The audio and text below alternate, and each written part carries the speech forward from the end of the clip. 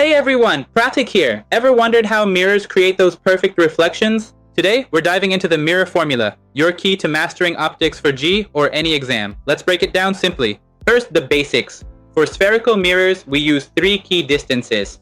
Object distance, U, from object to mirror, always negative in sign convention.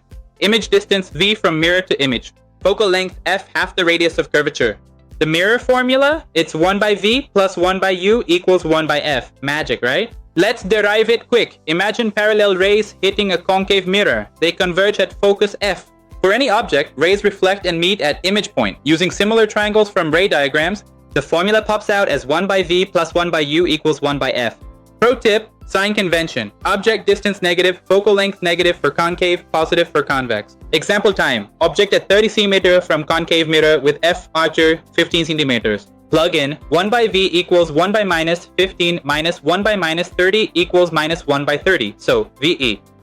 Factors 30 cm. So V fresh 30 cm, real inverted image same size. Move object to infinity, image at focus, telescope vibes. Master this with magnification too. M hires minus V by U.